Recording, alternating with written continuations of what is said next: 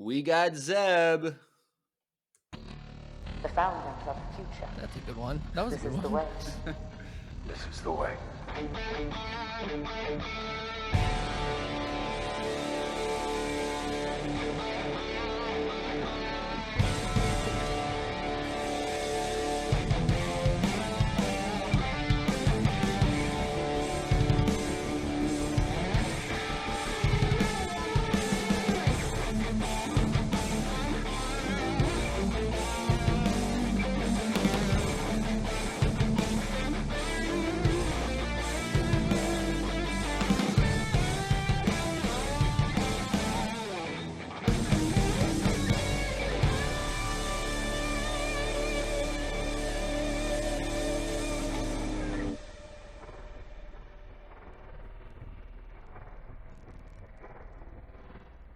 Hey everyone, welcome back to another Mandalorian-tastic episode of Empire Radio. I'm Jeremiah.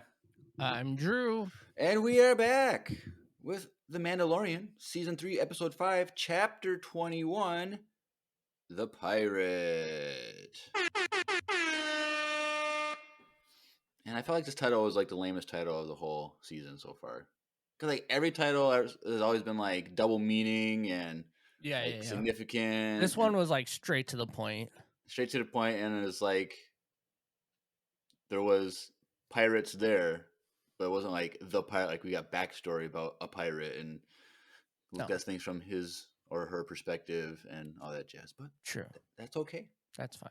That's okay. It's okay. We'll let it slide. We'll let it slide because it was still a very good episode, in my opinion. It was one of the best. I loved it. It was. Well, one, we said in the opening, live action Zeb, even though technically it's CGI, but still live action Zeb. It was sweet. At first, I was like, "Is that supposed to be Zeb?" Oh, really? I was like, "Zeb? Is it Zeb?" Oh, immediately. But then I was like, really listening to the voice. Like, is it the same voice? I'm like, this kind of sounds like the same voice, but it was a little different because, like, now he's gonna be 12 years older. Mm-hmm. So he's like, felt like he's.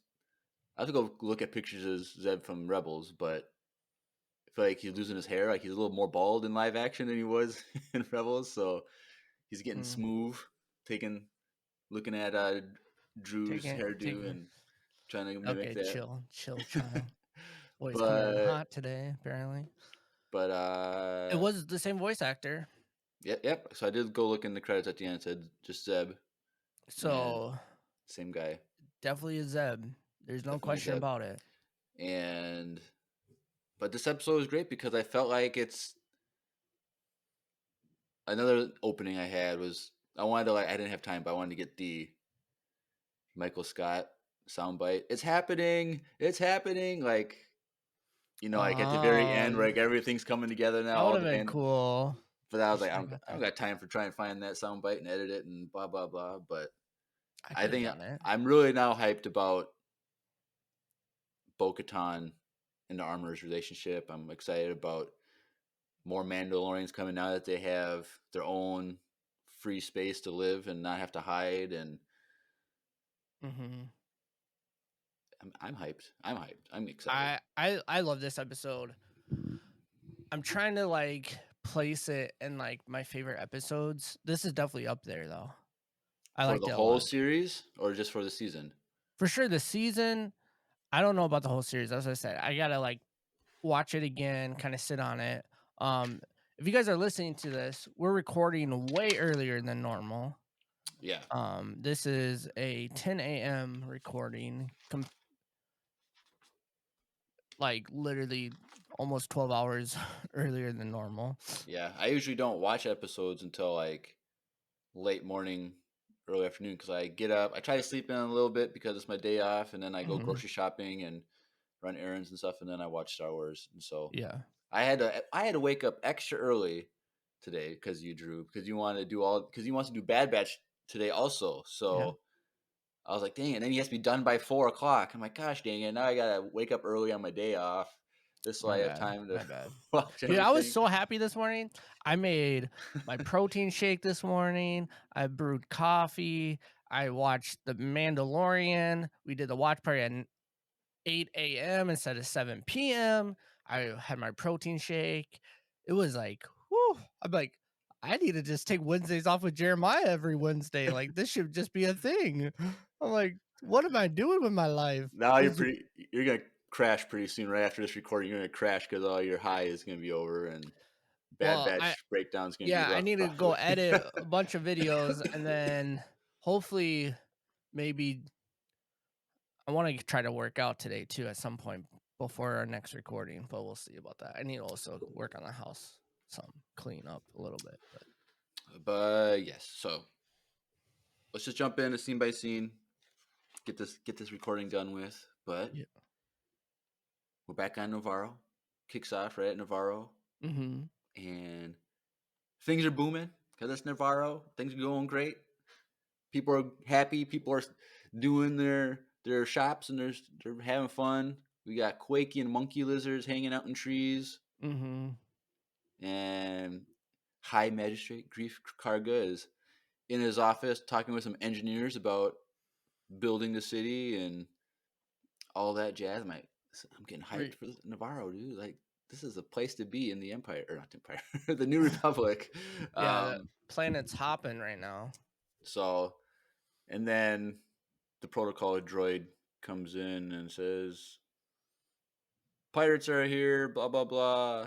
You want me to negotiate?" And he's like, "No, don't negotiate because that's bad.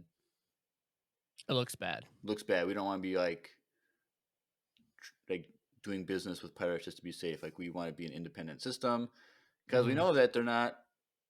At this point, we do know that they're not part of the New Republic. They're an independent system. So it's like, well, I think he told us that in episode 1, right?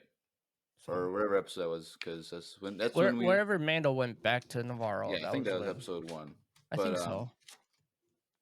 I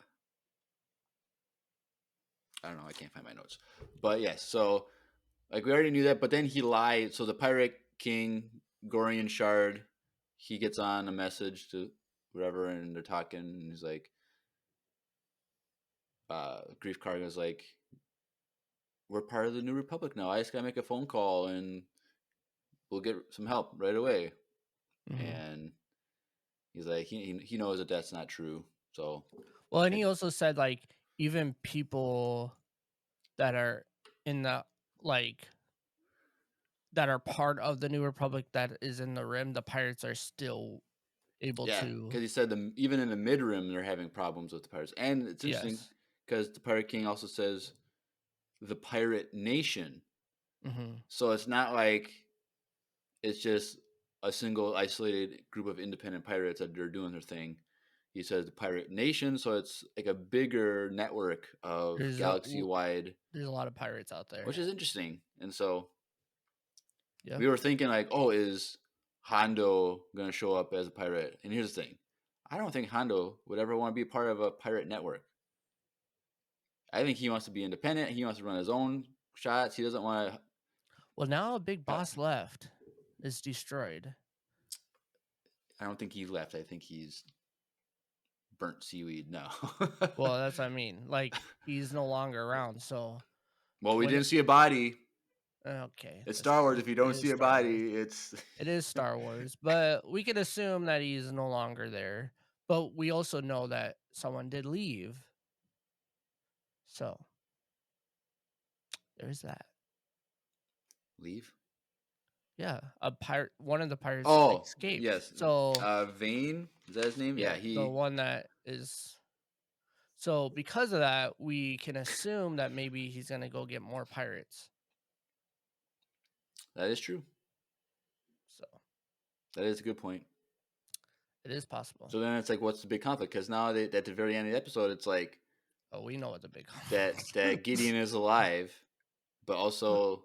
We're just jumping right into that. All right. What do you mean jumping right into it? You already talked about something happening at the end already. But so then, if the other pirate is he going to come back for next season? Is that when he's going to come back? Or, but then also, Carson, the pilot, thinks that the pirates are connected to Gideon's people anyway, and so maybe the pirates is going back to Gideon's people.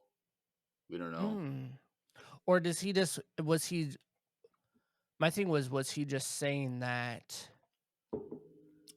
to try to get the New Republic to help? No, I think No? the Carson guy is because he said the same thing to Mando too.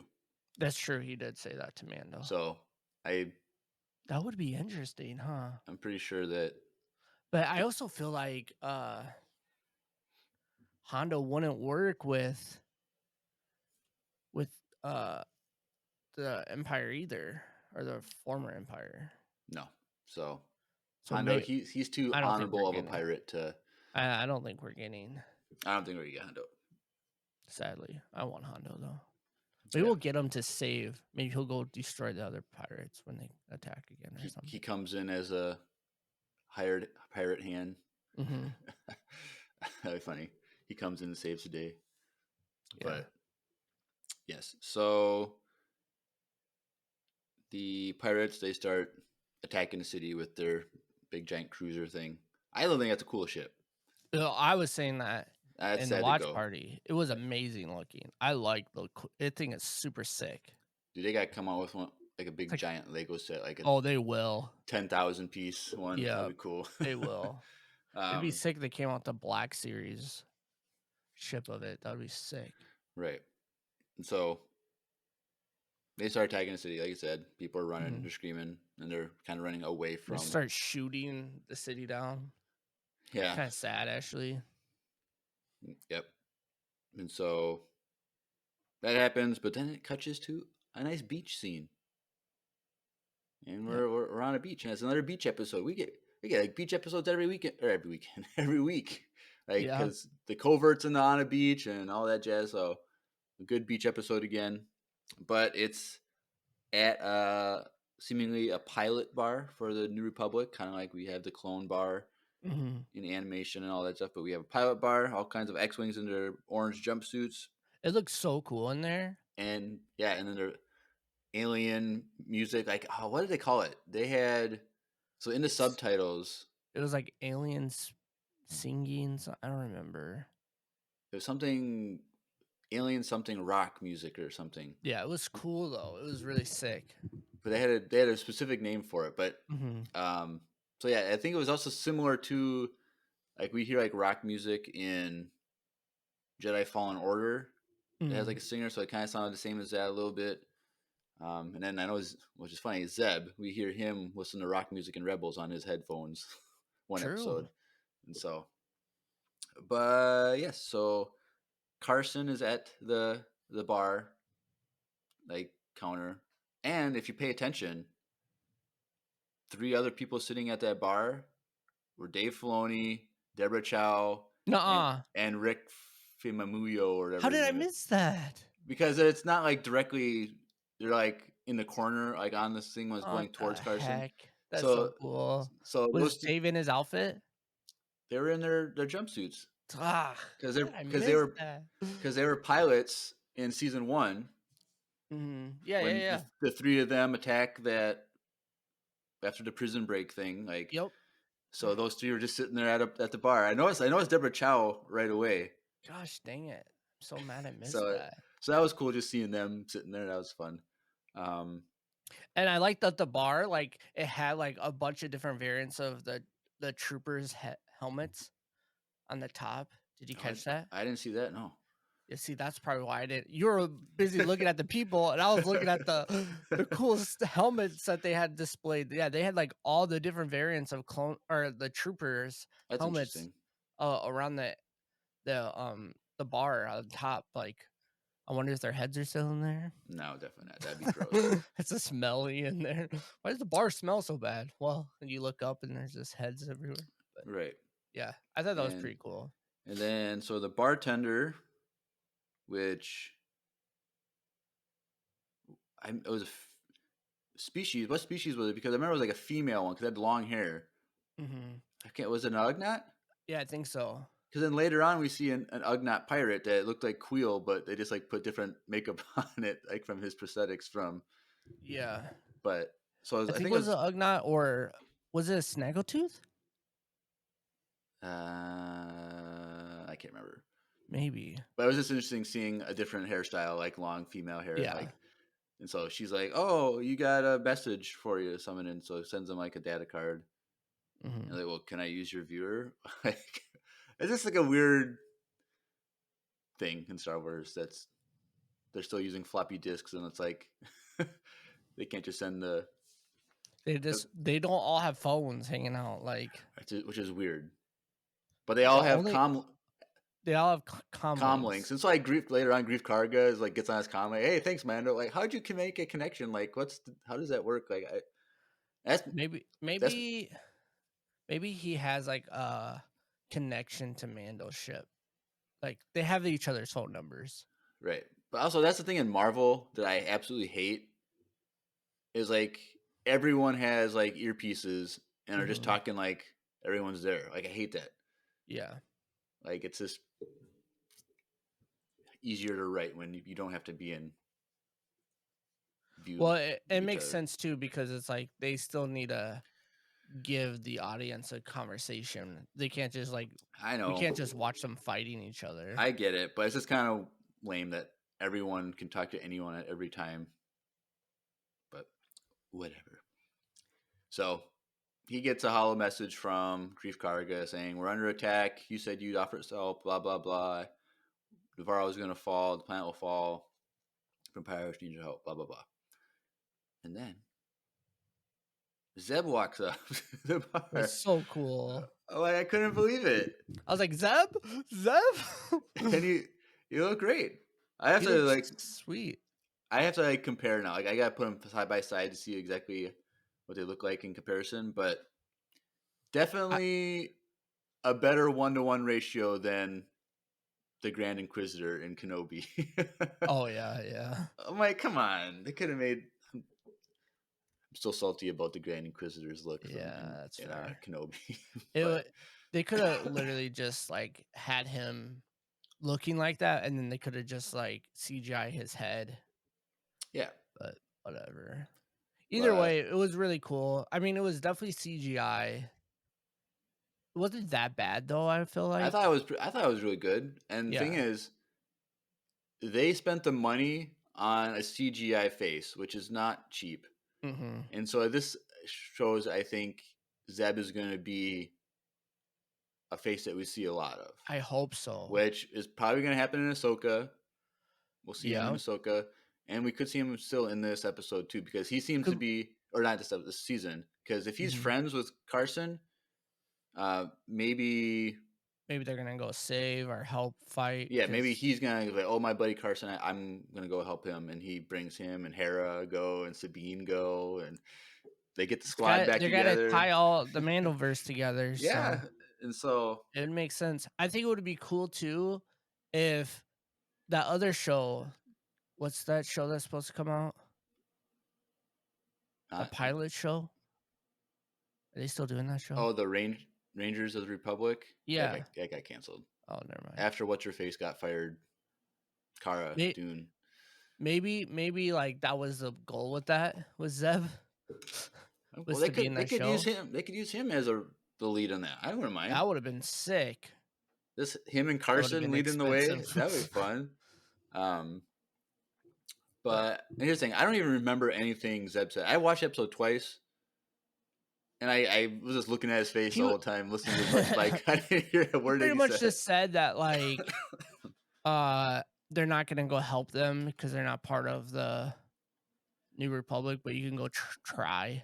Oh, he's talking about Carson's like, "I want to send a message to Coruscant," and then Zeb's like, "That's gonna take like 3 weeks for them to get back to you." Yeah, you might as well just. So he just goes. So then, yes, Carson leaves and goes straight to Coruscant. Which it's always fun to go to Coruscant. I don't know why. It's just, dude, we've seen so much Coruscant in Bad Batch and in this show. Like, it's so cool. It's so refreshing. Yeah, like I love it. And so it's always exciting. So he goes to whatever headquarters, whatever, and he kind of talks to. I didn't get his name, the colonel's name, but the actor is a big name. Yeah, he's a big actor. Like I recognize his face. I don't remember. I don't know his name. He's in like a bunch of different comedy shows and like so he's movies. Definitely a face that people will recognize. Yeah. which is I was fun. like, is he in Star Wars? Like when I saw him, I was like, have we seen him in Star Wars before? But I don't think so. But No. he's like been in so much other shows that like I instantly knew who he was like as an actor, which was cool. And he's a good actor. I like him a lot. Yeah. So. I don't know his name, but I'm also bad with names. So I was impressed. I remember Zeb's name like instantly, even though I definitely should. But right. And so, anyway, he wants to talk to the guy, but then the lady at the desk is like, no. But he just goes in anyway and talks to the colonel. Well, as he's walking in, a little snaky snake. Oh yeah. Corner. G38 or whatever her name is. G68 Elia. Elia Kane or Carr? Yeah, Carr. I think so. Something like that. But she watches him go in. Gosh. And so and the music changes when they showed her face. Yeah. And so he shows the guy the message from Grief. And the guy, I knew the guy was just going to shut off in the middle of it. Like, I just knew it was going to happen. Because, one, we're not listening to the whole speech again. That's cutting into time. But, like, he cuts it off. Like, I get the gist of it. There's nothing we can do. I never even heard of it. And, they're not even part of the New Republic. Oh, we're definitely not going to help them now. We just registered members that are requesting help that have a high priority, blah, blah, blah. And he was talking about how they were once controlled by Moff Gideon, and that with these pirates coming back, and Moff never reached his. He said, "I heard Moff never reached his trial. Yeah, tribunal trial. So there's potential that he's still out there. Blah blah blah." Yeah. And so then, while this is happening, G68 walks in. Oh, hey, Colonel, I'm going down to the break room. Do you want me to get you something? Really? Want a coffee? Really? But I was like, oh, you work from the other room, blah blah blah, and blah blah blah, and have you heard of whatever the planet Navarro? Oh yeah, da da da da, and then there's this kind of. Carson and her start butting heads a little bit because he sees that she's a. He recognized her, like. Well, he saw the thing on her thing, which was the what is the recovery program thing called? I don't remember. Was that last week? No, that was 2 weeks ago. No, 2 weeks ago. Amnesty program member, and so he already doesn't trust her, which. Whether that's bad on his part or not, like people are trying to become better, and he's like already judging them, which I get it. I feel like because she knew and she said that she's been there, he probably assumed that she worked with Moth. Right, and so I understand where he's coming from. He caught on to her sneakiness pretty quickly. Like, who comes in and asks for coffee if it's not Wesley Andrews coffee? Oh gosh, here we go.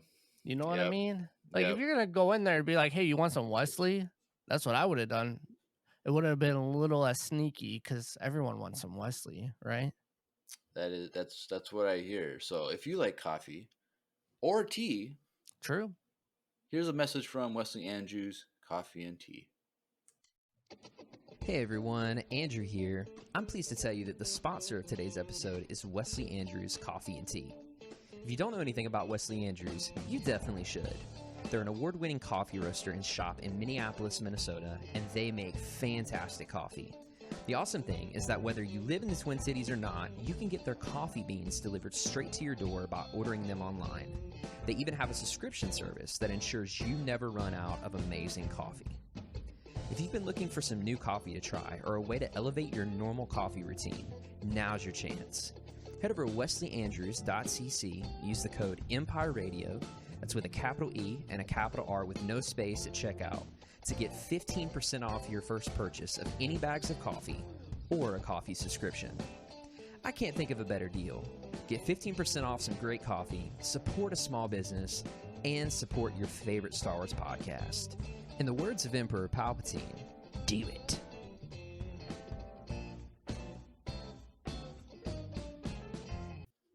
Do it. Do it. I had some co-workers listening yesterday to our podcast while we were bagging up Wesley Andrews coffee. So it's kind of cool. Yeah, did they buy some using our promo code? I mean, you might. Josh, if you're listening, use that promo code, even though you Or can do you just, get a bigger discount? you can just as grab a- a bag off the shelf. But support your favorite Star Wars podcast. Yes. I'm actually drinking Wesley right now because it's early in the morning and I don't like to drink coffee too late. So, Right. cheers. And with what my cool what Star Wars. I said what flavor? What kind of Wesley Andrews are you? I am drinking an Ethiopia right now. And you'd highly recommend that to our I would viewers? 100% recommend. Is that your Archaea favorite one? Mountain. That's not my favorite. I'm trying to think. Right now we have a Yunnan China coffee and a Mexico that's really, really good. So I would recommend those as well. All right, cool. Everybody check out Wesley Andrews. Yes. Get yourself a bag of beans today. And help your favorite podcast by Yes. using the promo code. Yep. So, Alright. anyway, Carson, after he butts heads with Elia, he leaves. But then we see him in an X-Wing flying through some clouds, and then he goes down, and we're on Mando's covert planet. I'm like, how Mhm. the heck? That's what I said. I was like, how the heck does he know? Is he tracking Mando? Like, Right. Like, okay, that's weird. And he's flying around, and then you see Bo-Katan's gauntlet. And like, mhm. there they are, and he lands, and he approaches the cave with his hands up. And No hey, weapons. I'm Pilot Carson, blah blah blah. We didn't get to it yet. Okay, calm down. He's like, R5? You guys forgot about R5? But anyway, so he approaches. Mando's come out, and Heavy Mando is like, we don't want to be associated with the New Republic, and now because you found us, we have to find a new planet. Blah blah blah. Mando comes out from the crowd, which is the scene from the trailer that we saw when he walks out between everybody, and he confronts them and blah blah blah. And like, how did you find us? And it's like, oh, someone here worked with me during the rebellion. And everyone's like, oh no, like who's the mole? Who's the mole? And it's R5. Yeah. So Which I here's totally forgot. which I did forget about that. But also, first of all, like there was the thing that was said earlier in the season where, oh, Yep. he used to work for. Okay, fine. When we don't know exactly how that happened, but okay. But then what I don't understand is, how did Carson know that Mando had R5? That's a good question. Unless Ellie. Pelly, Oh, yeah, Pelly. the mechanic, told him? told, like, I don't know. It happened really quick.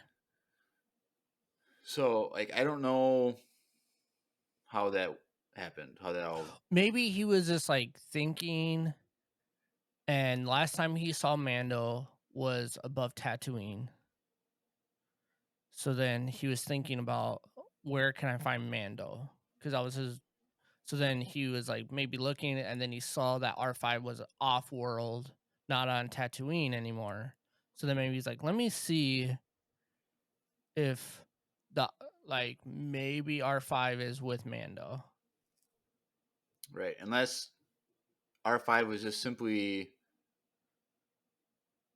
a mole on Tatooine and was already in constant communication with the New Republic, sending reports and stuff, and then when it got maybe when R5 was taken, then he just sent the thing, hey, I'm with. Maybe when R5 Mando. got scared on Mandalore, he sent a signal to Maybe him or something. I don't know. So a little confusing on how that all worked out, but It kind of makes sense though. Yeah. And so Mando takes Carson aside and like, what's actually going on? He's like, look, Navarro's under attack. Grief Karga needs help, and he's your friend. Like, I can't help, but maybe you can help him. Blah blah blah. And he's like getting into his X-wing, and he's like, I know you guys have to move, but I give you my word, I'm not gonna reveal your location to anyone. Mm-hmm. So, okay. Oh, because they're like, oh, we could just kill him so we don't have to move. Right. And then Mando said, well, he gave me a pass once, so I'll give him a pass. Right. But even here, Carson still makes a parallel between the pirates and the Empire. Yeah, saying he that they're said working that. together. So there's that. But then we go and we flash over or jump to inside the cave, and Mando's giving a speech to the Mandalorians. And I really liked how, in order to talk, he had to hold the armorer's hammer. Yeah, it was the speaking stick. The speaking hammer. And like when they started all getting riled up, he lifts it up like, hey, I'm the one holding the thing. You guys be quiet. And they all started shutting up. Yeah, I thought that was funny. Like, that's the speaking staff around the bonfire. Right. So he's just saying like, hey, like we need to go help them. Like the Imperials are the ones that killed everybody. Like their covert there wasn't Grief Karga and his men. Blah blah blah. And he offered me land last time, so right. we could go there and potentially we don't need to hide anymore. Like we can live in the light now, and our children can play outside once again. And he pleads his case, and then he goes and sits down. And Armor says, "Anyone else want to talk?" And Paz Vizsla sits up. Like, I have something to say. And it's like, one, I forgot last episode that Mando saved his kid. Oh, you did? So like oh crap, Heavy Mando is gonna disagree with Mando, and they play us all like a fiddle. Dude, where for real, makes us think that like we had to sacrifice so much for this little youngling. Like we all died because of it. Yeah, I saw all my brothers and sisters slaughtered by the Empire and or not the Empire, the Empire bounty. No, it was the Empire. Oh, was it? Because he says like, I saw the Empire kill us all in the not the caves, the sewers. Blah blah blah. And it's like, why do we have to sacrifice again? Like, for what reason are we being asked to do this? And he's like, because we're Mandalorians. This is what we do. He flips it on you because like the whole time he was talking, I was like, this boy already forgot. I was like, he must have forgot that the whole time, like, Mando saved your kid. Are you for real right now? Yeah, really, you're already bad again. Like, I was like getting heated, and then he switches the conversation in the middle. He's like, because we're Mandalorians, and he saved my son, and we should do the same, and we can move there. Like, it was like so good though. Like the way they got you, you're like, oh, this rivalry is not done yet, and then they're like, psych, it is, and they're like, it was really good. I liked it. I enjoyed it. I thought it was cool. Yeah, and I like how he even said, because it seems like the way when you switched the thing, it seemed like both Mando and Bo were ready to go to Navarro to save. Because he says like even Bo-Katan Kryze went to go rescue my son when we all gave up. Yep, and everyone was like, oh. And so like he's already thinks of Bo-Katan in an honorable way. And so I'm like, cool. And so then he says, this is the way. Then the crowd says, this is the way. And then Bo-Katan takes the lead on the mission because she has a big transport ship and she plans it all out. Like, all right, this is what we're doing. This is what the pirates have. This is how they're going to attack. We're going to have Mando go in and lead the ship away while then I go in, drop everyone in. So she planned out the whole mission and led the mission. Like, this is cool. Like, she's been there for like 2 days and she's already... I think it's been longer than that. A little bit longer. But leading the way. And so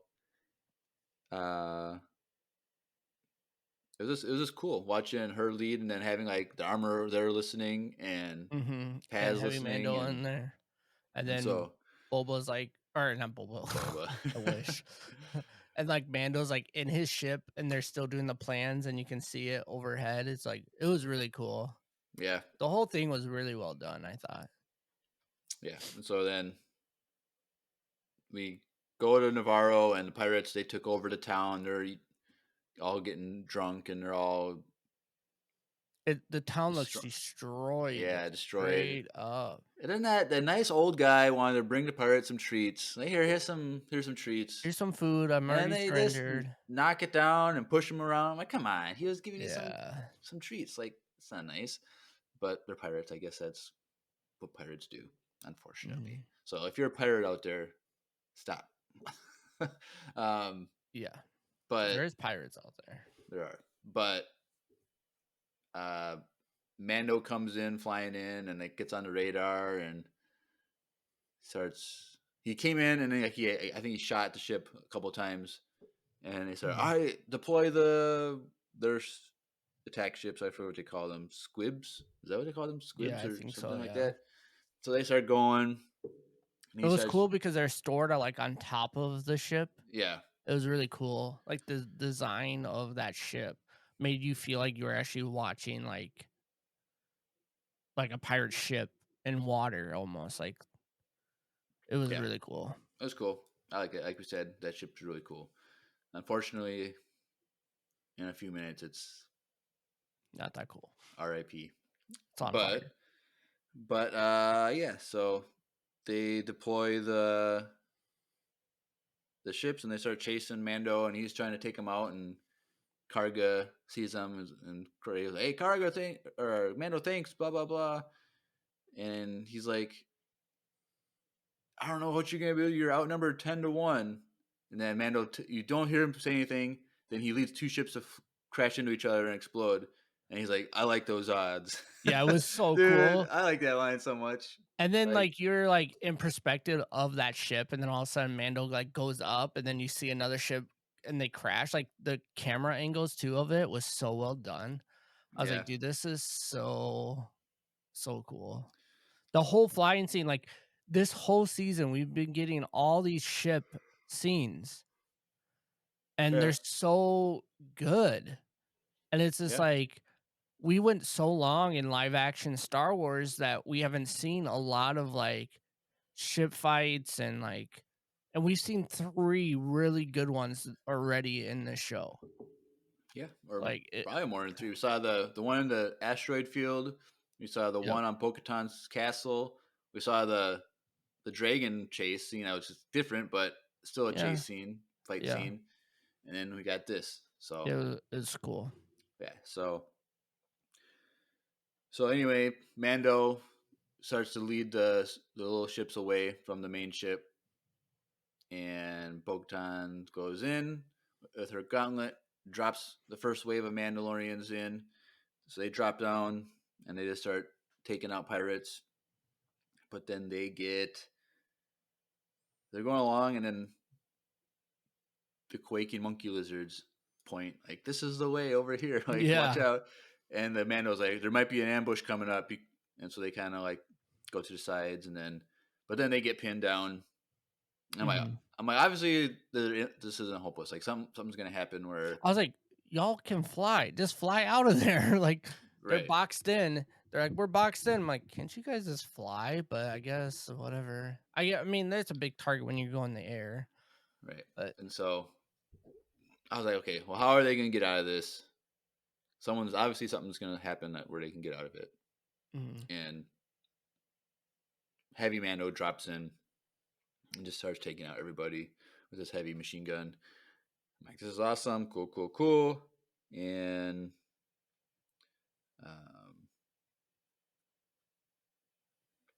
I can't read my handwriting, so I have no idea what this says in my notes, but we'll skip that. But then while the Mandalorians are moving forward, they're taking out everybody, and then they get pinned down because in Grief Karga's office, they put like a big blaster, like I don't think it was an E-Web, considered an E-Web, but something along those lines, a mounted heavy weapon gets like one shot in everybody. No one. I don't think any of the Mandalorians died. They just took some big hits. But No, because the one that got shot, he got up. yeah, they all got. Even though they were getting hit by this heavy thing, they're just getting knocked down. Mm-hmm. But then, out of nowhere, the armorer comes in in the office and starts taking them all out one by one with their hammers. Like it's just, dude. I don't know. Like I love the armorer in so many ways, but it's just like I'm still like very weary of her. Like I don't know. Like I trust her, but I don't trust her. Like she's just so much. She's just so mysterious. You just don't know anything about her, and so I think that's what makes her character so good, though. right, and so she takes out everybody. Dude, she throws it. I thought it was gonna be like a boomerang, like the hammer is gonna come back to her, but it didn't. Right, Like Thor's hammer. I don't know why it's like thinking it was Thor's hammer all of a sudden. Like when she threw it, like and it hit the dude, I was like, oh, it did come back. That makes sense. It's not Thor's hammer. I would like to see her like with like all Mandalorian armor on. Like see like what does the armor wear for full Mando armor? Like she just has her helmet and she just has a cool like attire, but I don't even. Is her chest piece even? It is. Is it Beskar? Yeah. Okay, but it's just like I just want to see her stretch her legs with like all the equipment, with a jetpack, with like the rope thing, and like wrist darts. She just likes her hammer and her claw. Yeah, and she does work. She does. So, but during like down below, like before she showed up and they were fighting, and you're pinned down and all that jazz. Did you see who was in the background fighting alongside the Mandalorians? I did not. Was it Lucy? It was Lucy. Wow. She's always getting into trouble and getting into these blaster fights. Everyone needs to calm down. But even though she's trying to save Navarro, she still has time to send in an urgent message to us and you listeners. So let's take a listen to Lucy's message. Hey everyone, fictional Lucy here. If you're wondering what all that shooting is in the background, that's because I'm in a laser battle. So I need you to hear this very important message. You see, I'm from the Voicemail Cinematic Universe, which is an original Star Wars audio drama created by Empire Radio fans through voicemails. This battle is really intense, but you can't see the true drama of it since this is just audio. That's what I need your help with. You need to illustrate the VCU. That's right, I need a picture to go along with every voicemail in this story. Any type of media, Lego, painting, digital, anything. Just go into the description of this episode and find the link that takes you directly to a Google Doc. It'll tell you exactly how to submit your work. So please, start illustrating and get me out of this mess. I really hate this guy, but in the words of Emperor Palpatine, do it. Do it. Makes sense that she was there, because her brother's a Mandalorian. Well, she's a Mandalorian too, technically. So. Oh, yeah. So maybe she's part of this covert now. This is the way. But that's too many spoilers for the VCU. So true. So, but yes, so we're now like 70% illustrated.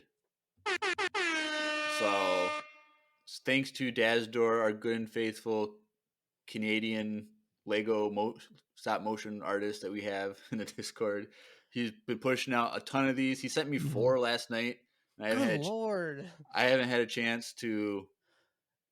At this point, he should just do it all. Just all of a sudden, he just redoes them all. But like he put a screenshot. He put a screenshot in the Discord, and he's doing Lego stuff. But he's been using lightsabers, just for the scenes that had lightsabers in it. But now he's like editing it, so now the lightsabers are glowing. Oh my gosh, this guy's the GOAT, dude. But okay, but just because Dazdor is going all out and doing all these doesn't mean you guys don't have to put your part in. Like there's limited quantity left. There's only like 20, 25 more voicemails that need to be illustrated, and so the project is almost done. And so if you can draw, if you can paint, if you can do anything, quick. Get one done and send it in before Dazdor does it, and so, or anyone else does it. So it's coming up quick. We're gonna be done quick, and then I've been still putting it all together, but I still gotta be a director and figure out transitions and how I want to put all together once it's all done. But please send in your artwork. Anything would be great. Yeah. All right. Well, anyway, back to the Mandalorian. So the armor, she takes out the, like we said, up the top in the office area. And once that happens, all the pirates, they start running because they're overran by the Mandos, and all the starships are, or all the fighter ships are taken out. And so Vane is the last one alive. He's like, I'm getting out of here. So He was like, great serving you. Yep, peace out. So obviously he's coming back for something, whether it's this season or next season or whatever. He's gonna be some. Maybe he goes and like relays it to Moff, and then I'm Moff guessing. goes there. I'm guessing it's gonna be something like that, or at least to the. Because people like we might have forgot, but like the Empire destroyed Bo-Katan's castle. It was the Empire did Right, that. right. So they're already potentially, it seems like Moff is already hunting her down, trying to find her. Possibly, yeah. So if he's trying to find her, he's trying to find Mando because he has the Darksaber. So now that he left, he might go relay that to Moff next episode, and then we all know where Maybe. they are. Unless the Vane is going to more pirates, like we said, and then they would relay to Gideon. Yeah. But But we have what, 3 episodes left? 3 episodes left. But it's Gorian Shard was the pirate king. So I don't know. Does he mean he's like in charge of all the pirates, or is that just kind of like a title that they just?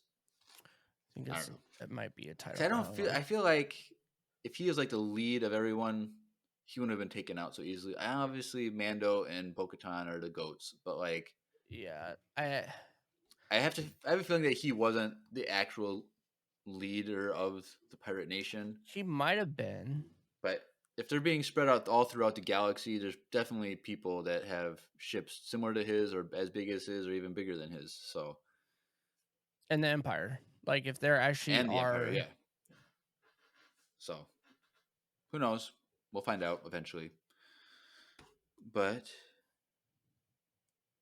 when Vane runs, Gorian Shard knows that the end is near, so he just starts. Because he only has 1 engine left. One engine left. Shot out 1 engine. Yep, and so he just knows it's his end, so he just starts taking out more of the city. He just starts bombarding it, but then Which you gotta respect that. That boy. Trying to kill people. You gotta respect the fact that he went down with his ship. I feel like most pirates probably wouldn't do that. So you gotta respect that he didn't run. I guess that's a weird thing to respect, the honorable thing that a terrorist did. I forgot to mention, but Mr. Smee was on that deck as well. Who? From Hook. His little companion looked like Mr. Smee from Hook. Oh, the Ugnaught? Yeah.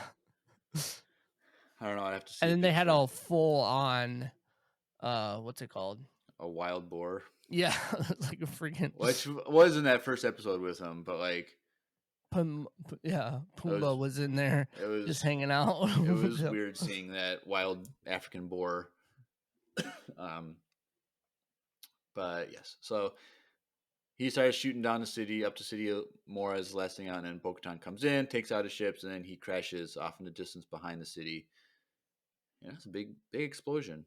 Like, I don't know. I always think that like explosions when things crash are like, would it actually happen like that? Like, but with a ship, probably. I don't know. Like cars blow up sometimes. I don't know, I just like in movies, like when someone shoots a car and it just blows up. I'm like, I don't think that's how that works, but I don't know. It's a fact, Jeremiah. Chill. But anyway, the townspeople, they have a lot of explosives on that ship. Explosives, that's true. And I understand maybe in Star Wars because it's like space technology and Mm-hmm. all that stuff is, but like I don't know, They crash pretty hard. because they don't have like liquid fuel. I don't think, do they? I don't know. I feel like it's more like I feel like they're more like electric type vehicles where it's just like an energy Mm. source. Like But they have like stuff on there that can blow for sure. yeah. But anyway, the townspeople and the Mandalorians they gather outside the city, and Grief Karga addresses Mhm. everybody, and he's like, "We are forever in debt to the Mandalorians." Also, And was it just me or do you feel like that town was small all of a sudden? well, I Like, think a lot of people probably died. yeah, maybe that's what it was. I'm like, when they're all like, let's camp here for a little bit. I was like, there's no one here. There's like 50 people in your whole town. But yeah, that But makes the sense. A people lot were of them still died. stuck in the And town then because yeah, when Babu Frick was still stuck in there. or supposedly Babu Frick. Yeah, well, come on. But then like there's still people in the city, so Yeah. like That's true. they're just Not kind of everyone like. escaped.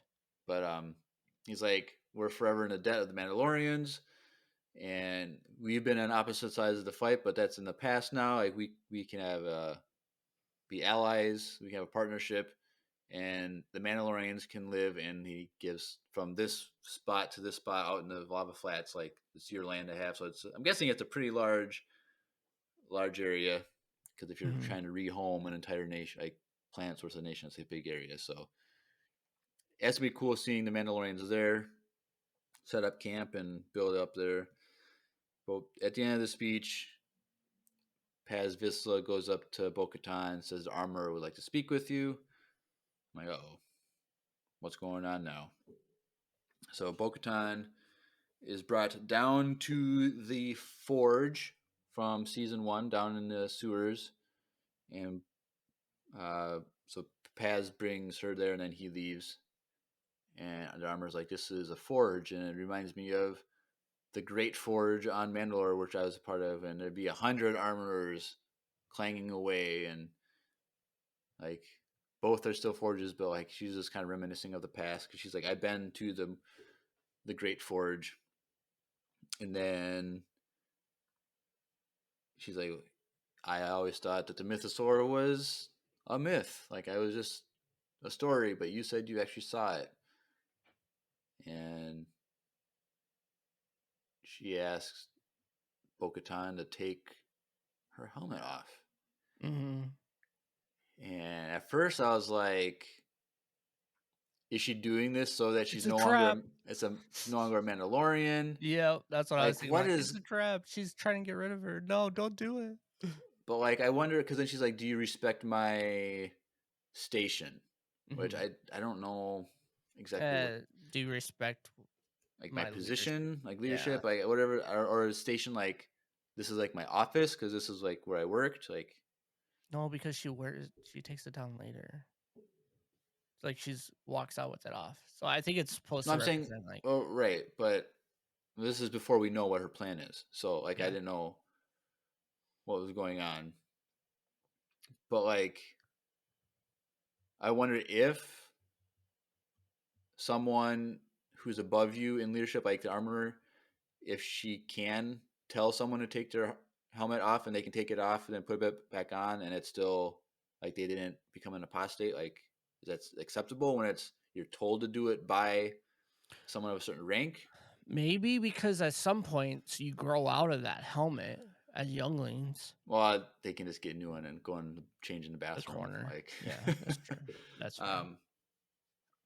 But I like, think it's a new concept.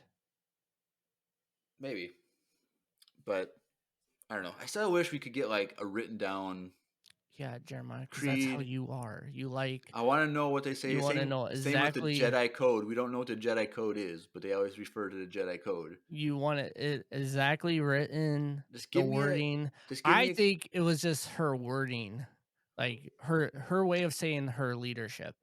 Like they just want to make it fancy. There's certain words that the Mandalorians say that Well, I'm not talking about the word station anymore. I'm just talking about. I want to know what the oh creed says. Like, what are the oh what are the creeds? What's the creed? I don't even know. Like they had the thing that they cite when they get baptized in the water or whatever, get their helmet. mhm. But it's like, I'll walk the way of the Mandalore. Well, what is the way of the Mandalore exactly? So Like we just hear little tidbits. Like 'cause in the last I think episode, they she's do that on like, purpose so they can change it whenever they want. but like last episode, Armor's like, you did the highest thing of the creed, and that's to protect Foundling. Foundling. I'm like, well, okay, I want to see where that's said. Like, I just want to see it. That's all. Jeremiah wants to read that book. No, I don't. Only if it feels like audiobook, maybe I'd listen to it. You would probably read it if it came out.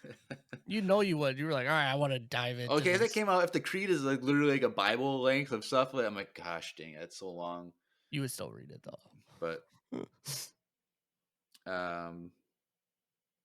so anyway, Bo-Katan takes her helmet off, and the Armor's like, you have walked the ways, both ways, you know, with the helmet, like the way, and then how other Mandalorians do it without the helmet, and you can be the one to unite us. Mm-hmm. So that's interesting because we're always been thinking, okay, Din Djarin is going to be the next person to lead Mandalore and bring unity back, because she cites like the prophecy that, you know, we're told that it's told that the Mythosaur would rise and a new leader would come and unite all of Mandalore. And we're like, okay, that's Mando. But here, Bo-Katan is the one who saw the Mythosaur, so she's the one that's prophesied of. I think it's going to be her. Which is interesting. Which I think, story-wise, it's good because it'd be cliche to have Din Djarin do it, even though that's what I want. Him riding the Mythosaur with the thing. But if she leads Mandalore and unites them, she needs to have the Darksaber. Well, it doesn't mean she might not die trying to do it. That is true. Maybe she'll kill Mando. I don't know. Like, well, I'm guessing she might die, and Mando ends up writing and still doing the prophecy, but she brings it all together. Right. It doesn't mean that she's going to be the leader. She's just going to bring both parties together. Right.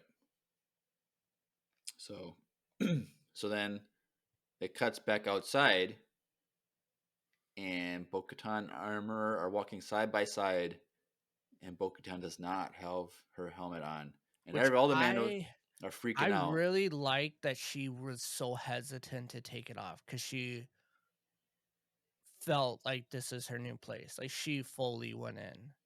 Right. But I like that struggle within her to like, no, I don't want to take it off. I like what I'm doing right now. I like this new me. So I thought that was really cool. Right. So all the Mandos are freaking out. It's like, why is this happening? And the Armor is like, she has walked both ways, and it's time to reunite Mandalore. And she says Bo's leaving. They go get more men, so we know they're out there because she said like they abandoned her. So we're gonna see a lot of Mandalorians, I think, soon. And I hope she doesn't leave and we don't see her again until next season. No, I would be mad. She's probably gonna come back and help fight. But I just feel like there's gonna be a big standoff between Gideon and all these Mandalorian ships with the Imperial ships that they stole.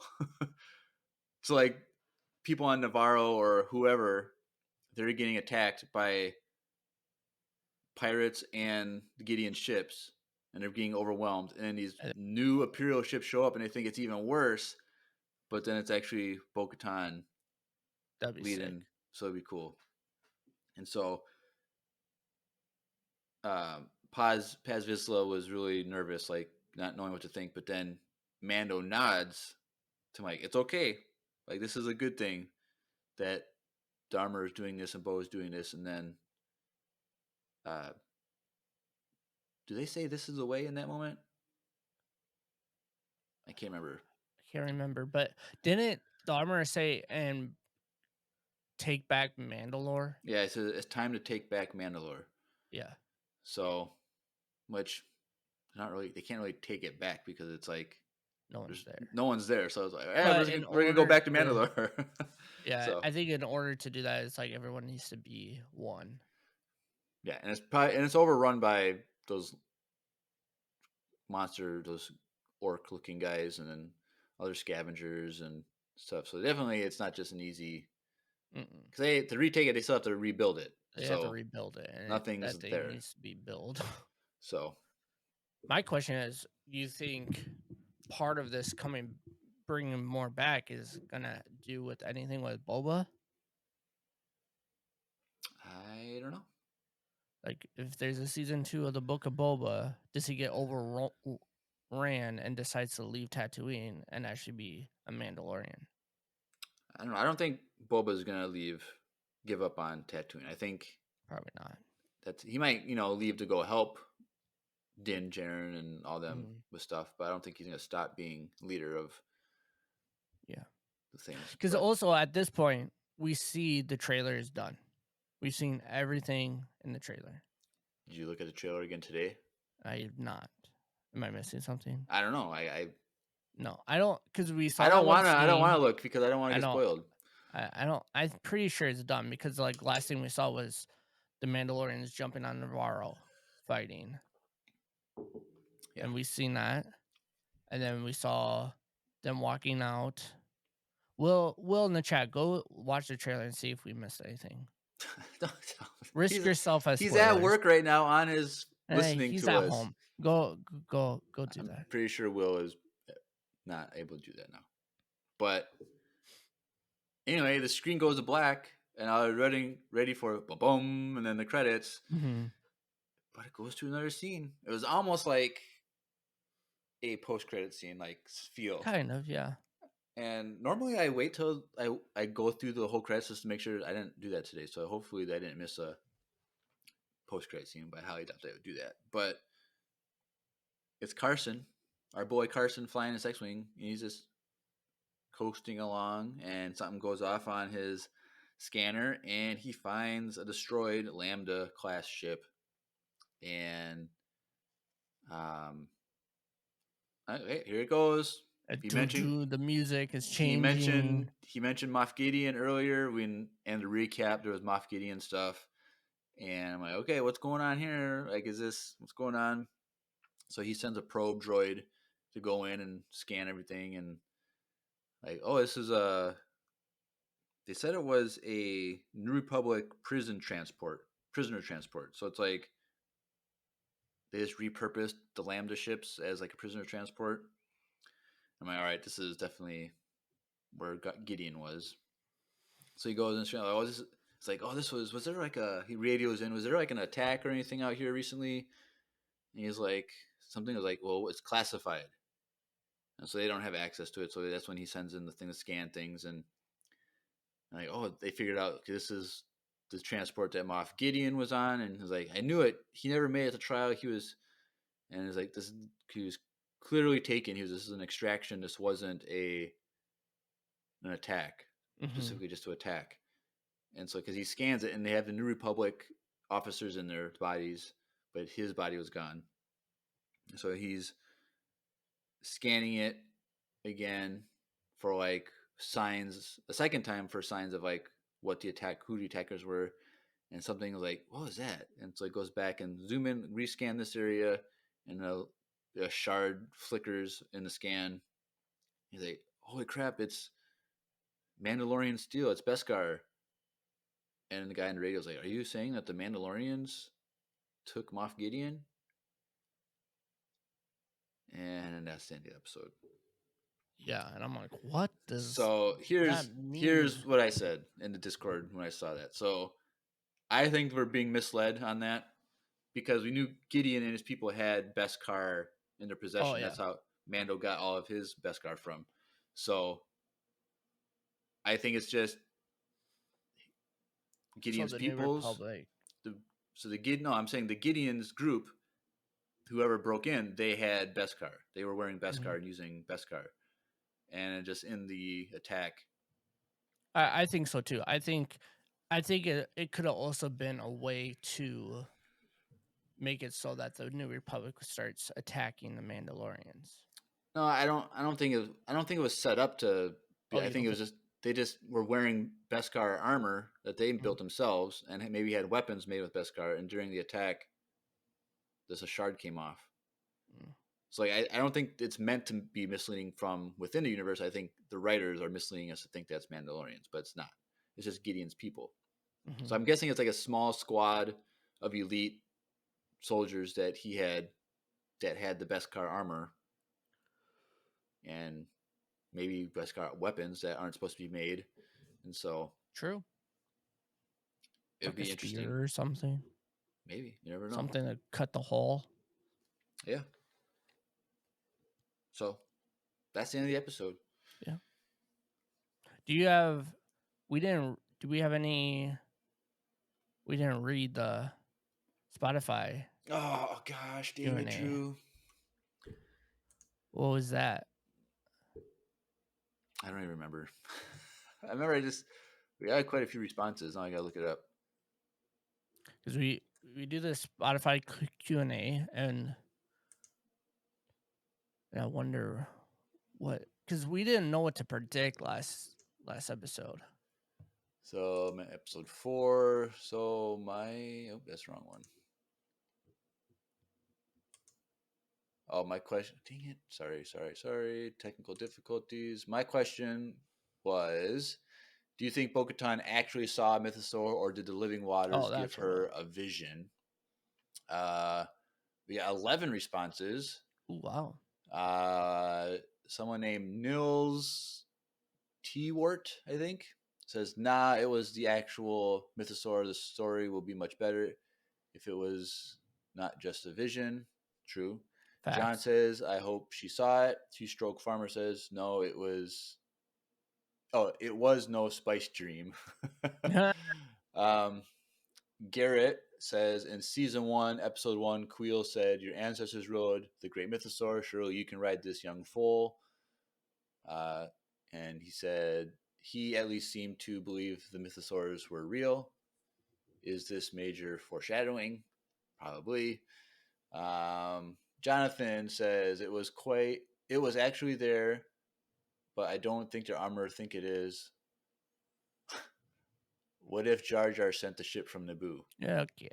No. The ship that Kellyan. Oh, that could have been. Because that's same ship as one that we see him use in Clone Wars, and it's literally the same voice actor for Jar Jar. So I saw multiple people say that. So that's probably true, Jonathan. That Cool. Jar Jar. I still like my prediction. That was Palps. Oh gosh. Because Palps from Naboo. Anyway, Addie says, I think Addie says, I think it was very real. It had to be. Elias says, actually saw one. Nate Keeney says, I don't think they would show us the mythosaur and then later just tell us that it was a vision. True. All right, this screen name is going to take a while to read. So 4TF04P56HMQS9S2DRCQOIH015K says, good Lord. Real AF. Dazdor says it was definitely there. And JD says, I think the mythosaur Bo saw was real, and she was just testing and assessing the armorer. So, all right. So people are saying that it's the real deal, which now we know too. We had to just at least ask the question because that was presented with us as maybe it wasn't real. So, but yes, now that the armorer seems to think that it's a real thing, that things are now starting to go, and now I'm getting hyped. Mm-hmm. It's happening. It's happening. Like all these Mandalorians are start coming together, and it's like there's only 3 episodes left, but we still need a big conflict. And like, is this? Yeah. It's probably not gonna be until season. Like, we'll probably see more Mandalorians being brought in, but I feel like we're not gonna really see a big collective of Mandalorians working together till next season, which is sad. So that's like 2 years or away. at the end of this season. Well, but we'll get a hint of that. We'll see it a little bit, but I don't think we're going to actually see. They're not going back to Mandalorian, I don't think, this season. Not this season. So, but yeah, I don't know what kind of Q&A do we need for this episode. You think we're going to see Zeb more? A Zeb question? Well, I'll think about it. That's a good question. Yeah. So I'm hyped. Like this is like the most hyped I've been all season. Yeah, it was. I like this episode a lot. It was I'm very, excited. very good. To watch And it. I like it a lot. like we said, there's only 3 more episodes I know, left. dude. Freaking coming up quick. Very quick. And then today is also the last 2 episodes of the Bad Batch, which we'll be getting on this afternoon. We're doing both episodes together. And then Bad Batch is done. And then literally next week is Star Wars Celebration. And so next weekend, Easter weekend. And so I looked at the schedule. And so Friday night, there's going to be the Future of Star Wars panel. So we're going to get announcements for things. Saturday is the Ahsoka panel. So we'll get a trailer for Ahsoka. Good Lord. I didn't see anything that stuck out. Okay, there's like a million panels, so I just kind of skimmed through. Maybe I missed it. I didn't see anything big on Sunday, but I guess it's also on Monday. It's a 4-day thing. So on Monday is Vision Season 2 panel. So we'll get a trailer on that Monday for Season 2, which I believe it gets released on May 4th, the show. Like all of Season 2. So, so you guys might get some. We're going to get some trailers and news discussion. We're trying to figure out a schedule for that because Drew is busy all Easter. So we'll talk. We'll see if we'll figure it out. Figure something out. But we're going to have multiple recordings that weekend, getting a lot of news, trailer breakdowns, all that stuff. So I'm really hyped for this year's celebration because this is like tons of announcements and trailers that we're going to be getting. And it's the last celebration for like another year. 2 years. So or 2 years. 2025. So this is the next one. And hopefully it's close so we can go. Minneapolis, 2025. Oh my gosh. It would never happen in Minneapolis. That would never happen. But... no. Let's go back to Chicago, please. It's usually in Florida or Anaheim. And occasionally in Chicago. If it's in Chicago, we're going. 100% going the whole time. And we're not going to do like we did last time when it was... Because when it was in 2020, we were late to buying tickets, and then we couldn't get tickets. But then they would have got canceled anyway, so it doesn't matter. But... Did Chicago get canceled? It was 2020. I said they still did Chicago, though. No, Anaheim got canceled, and it got pushed back. Chicago worked. I don't know. They did Chicago. Was that 2021? Chicago? No, which one? But there was one in 2020 that got canceled, right? Yeah, Anaheim. And they pushed it back like 2 years. And then they just had it. And yeah, that's the one that we tried to get tickets to, was the 2021. And it got canceled. But originally, we were thinking about going, before we even started this podcast, we were thinking about going to... which is 2020 is when we started Empire Radio. Yeah, I know, but I remember before we even started the Mandalorian podcast, we were talking about should we go to Celebration in Chicago, and then we also missed tickets.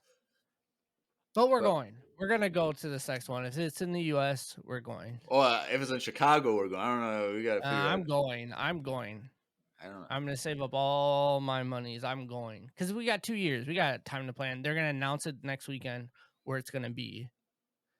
Where else? Okay, if it's not in those 3 cities, is there any other possibility where they would put it?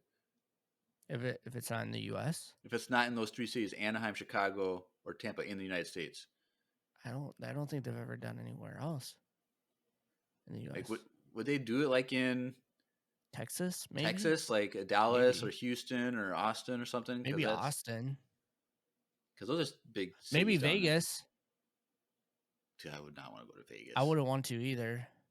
But I'm still going. I'm going no matter where we're going. Maybe they'll do it in Des Moines, Iowa. Oh, gosh. 5-hour Maybe drive Canada. down. They might do it in Canada. I don't know about Canada. We can go hang out with Brady and Kale and Dazdor. Yeah. But anyway. Either way, I'm excited. We're excited. So be ready. Join the Discord because all the live streams will live stream all those breakdowns. Yep. Maybe we can get some special appearances. Who knows? Blah blah blah. That'd be cool. Yeah. So, anything else before we jump into the socials, Drew, for this episode? No. All right, cool. Well, if you want to get connected to us more here at Empire Radio, there's a link in the description, the links.co/Empire Radio, links with 2 I's. Click on that. It's a landing page for everything, Instagram, Facebook, the Discord link, our fan email, YouTube, Twitch, for all that jazz. We live stream on Twitch all of the episodes, and then we upload everything then to YouTube after I edit things. And then there's the VCU Illustration Project link in there as well. So please, we're almost done, but get in there before Dazdor steals all the last of the things. So get that done. And also, needlesslynerdy.com is a entertainment network that we're part of. So all kinds of nerdy cool stuff on that website. So go check that out. And if you're still listening, don't forget EmpireCon. Oh yes, EmpireCon. We're doing our own con. So in August. So sign up is live, but you have to join the Discord. We gotta remember to start saying that more often in the beginning. EmpireCon, but because it's so far off, like we're just like not in front. But it's it's not that far anymore. But it's not that far. It's gonna be coming here up in a moment's notice. So join the Discord so you can sign up for EmpireCon, and also send a voicemail. Yep. And so we've had issues with voicemails, but I think you have to re-download the app because Spotify owned Anchor, which then Anchor became Spotify for podcasters. So it's the same thing, but they rebranded and stuff. So if you're having issues sending in voicemails, maybe re-download the app because Will said he did that and that helped fix the problem. So yeah, go fix that. And that's it. Anything else, Drew? No. All right. Well, you've been listening to another Mandalorian-tastic episode of Empire Radio. I'm Jeremiah. I'm Drew. And may the Force be with you. Always.